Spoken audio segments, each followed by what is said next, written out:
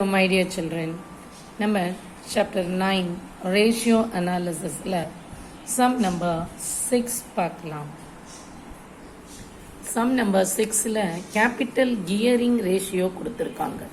நம்ம முதல்ல என்ன சொன்னோம், long term solvency ratiosல 3 heading இருக்கு. ஒன்று debt equity ratio, அடுத்தது proprietary ratio பார்த்தோம், அடுத்தது capital gearing ratio. இதுக்கு ஃபார்முலா என்னன்னா funds bearing fixed interest or actually and funds bearing fixed interest and fixed dividend divided by equity shareholders funds. இப்போ இதில் எதுக்கு ஃபிக்ஸட் இன்ட்ரெஸ்ட் தராங்கன்னு பார்க்கணும். நம்ம இங்கே டிஸ்கஸ் பண்ணிட்டு இருக்கிறது ரெண்டு பற்றி தான். ஒன்று லாங் டேர்ம் பாரோயிங்ஸை பற்றி, இன்னொன்று ஃபண்டு பற்றி, அதாவது ஷேர் ஹோல்டர்ஸோட ஃபண்டு பற்றி. இதில் எதுக்கு ஃபிக்ஸட் இன்ட்ரெஸ்ட் உண்டு அப்படின்னா டிபெஞ்சர்ஸ்க்கு. இந்த debentures always carry fixed interest. டிபெஞ்சர்னா என்ன? Company is borrowing money from the public. Company பீப்புள்கிட்ட கடன் வாங்கினா அதுக்கு பேர் டிபெஞ்சர். அதை லாங் டேர்மில் திருப்பி தருவாங்க, 5 years 3 years அந்த மாதிரி. அப்போ கம்பெனி பாரோ பண்ணால் டிபெஞ்சரை இஷ்யூ பண்ணுவாங்க. எப்படி ஷேர்ஸ் இஷ்யூ பண்ணுறாங்களோ அதே மாதிரி டிபெஞ்சர்ஸ் இஷ்யூ பண்ணுவாங்க. அதுக்கு இஷ்யூ பண்ணும்போதே சொல்லிடுவாங்க 6% டிபெஞ்சர் அப்படின்னா 6% இன்ட்ரெஸ்ட் கொடுக்கணும், கட்டாயம் கொடுப்பாங்க. ப்ராஃபிட் இருந்தாலும் சரி, லாஸ் இருந்தாலும் சரி, எது இருந்தாலும், இல்லைனாலும் ப்ராஃபிட் பத்தலைனாலும் சரி, ஃபிக்ஸட் இன்ட்ரெஸ்ட் கண்டிப்பாக உண்டு. எதுக்கு? டிபெஞ்சர்ஸ்க்கு. ஸோ ஃபண்ட்ஸ் பேரிங் அப்படின்னா ஹேவிங், ஃபிக்ஸட் இன்ட்ரெஸ்ட் அப்படின்னா இது எதை குறிக்குதுன்னா டிபெஞ்சர்ஸை குறிக்குது. நம்ம டிபெஞ்சரை எடுத்துக்கணும். ப்ளஸ் லாங் டேர்ம் பாரோயிங்ஸுக்கெல்லாம் கூட ஃபிக்ஸட் இன்ட்ரெஸ்ட் தான். நம்ம பேங்க்லலாம் கடன் வாங்குகிறோம் அப்படின்னா அதுக்கு ஃபிக்ஸட் ரேட் ஆஃப் இன்ட்ரெஸ்ட் கொடுக்கணும். பாண்ட் இஷ்யூ பண்ணாலும் அதே தான். அடுத்தது ஃபிக்ஸட் டிவிடெண்ட். 2 ஷேர் இருக்குன்னு பார்த்தோம், ப்ரிஃபரன்ஸ் ஷேர்ஸும் ஈக்விட்டி ஷேர்ஸும். இதில் இந்த ப்ரிஃபரன்ஸ் ஷேர்ஸ் இருக்கு இல்லையா, இதுக்கு ஃபிக்ஸட் ரேட் ஆஃப் டிவிடெண்ட் கொடுப்பாங்க.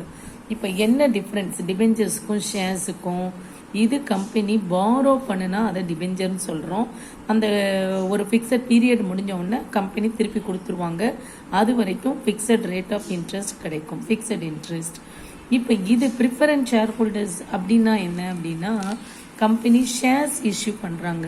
ஷேர்ஸ் இஷ்யூ பண்ணால் ஷேர் ஹோல்டர்ஸ்க்கு என்ன அதனால பெனிஃபிட்னா டிவிடெண்ட் கொடுப்பாங்க, அதாவது ப்ராஃபிட்டில் ஒரு பங்கு கொடுப்பாங்க, ஒரு சர்டன் பர்சன்டேஜ். இதில் 2 ஷேர் ஹோல்டர்ஸ் இருக்காங்க, preference share holders, equity share holders.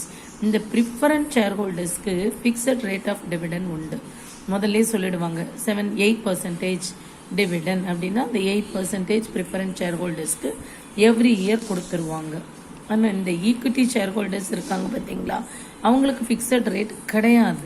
அவங்களுக்கு வேரியிங் ரேட், அதாவது இருக்கிற ப்ராஃபிட்டை பொறுத்து டிவிடெண்ட் மாறுபடலாம். அப்போது நீ இந்த ஃபிக்ஸட் டிவிடெண்ட் யாருக்கு கொடுக்குறாங்கன்னா preference share ஹோல்டர்ஸ்க்கு.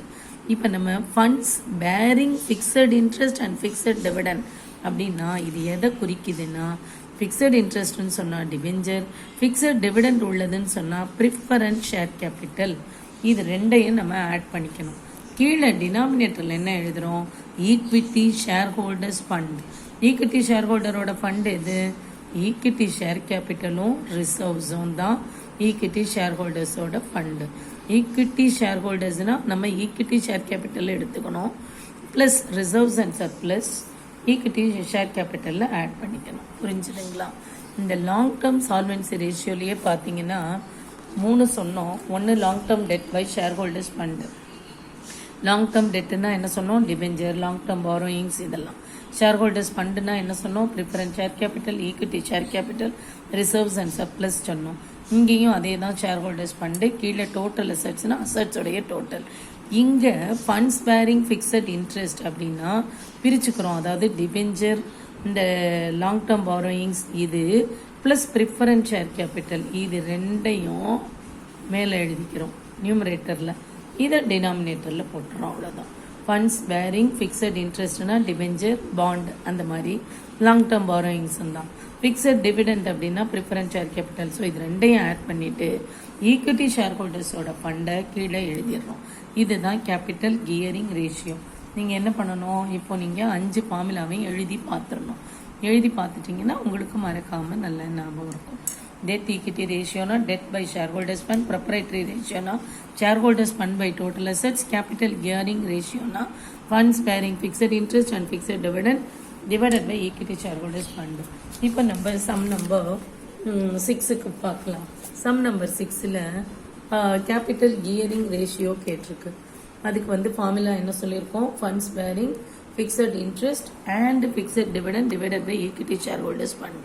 Funds bearing fixed interest and fixed dividend அப்படின்னா டிபெஞ்சரையும் ப்ரிஃபரன்ஸ் ஷேர் கேபிட்டலையும் ஆட் பண்ணணும். ஸோ இதில் டிபெஞ்சர் எங்கே இருக்குன்னு பாருங்கள். டிபெஞ்சர் இருக்குது 3 lakh plus preference share capital இருக்குது, அது ஒரு 1 lakh. So 3 lakh plus 1 lakh எழுதிக்கணும். அடுத்தது கீழே ஈக்விட்டி ஷேர் ஹோல்டர்ஸ் ஃபண்ட், அதாவது நம்ம மேலே இருக்கிறத எக்ஸ்பிளைன் பண்ணிட்டோம். அடுத்தது equity share holders fund. Equity share holders ஃபண்டுனா ஈக்விட்டி ஷேர் கேபிட்டலையும் ரிசர்வ்ஸ் அண்ட் சர்ப்ளஸையும். ஈக்விட்டி ஷேர் கேபிட்டல் 4 lakh இருக்கு. கீழே ஜென்ரல் ரிசர்வ்ஸ் சர்ப்ளஸ்ன்னு கொடுத்துருக்கு இல்லையா, ரிசர்வ்ஸ் அண்ட் சர்ப்ளஸ்க்கு கீழே அந்த ரிசர்வ்ஸ் அண்ட் சர்ப்ளஸ் கீழே 2 இருக்கு. இது ஒரு 4 lakh இருக்கு. 2,50,000 ப்ளஸ் 1,50,000 இது ஒரு 4 lakh. ஸோ எல்லாத்தையும் சேர்த்தோம்னா 8 lakh வந்துடுது. இப்போ நமக்கு கேபிட்டல் கியரிங் ரேஷியோ வேணும்னா 4 lakh டிவைடட் பை 8 lakh போட்டோம்னா 1/2. 1/2னா நம்ம 1:2ன்னு எழுதக்கூடாது. அப்போ 1 2ஆல் டிவைட் பண்ணணும். அப்போ 1 ஒரு டைம் கூட போகாது, நம்ம 0 சேர்த்துட்டு 0.5 வரும். ஸோ 0.5:1 தான் கேபிட்டல் கியரிங் ரேஷியோ. புரிஞ்சிருச்சுங்களா? தேங்க்யூ.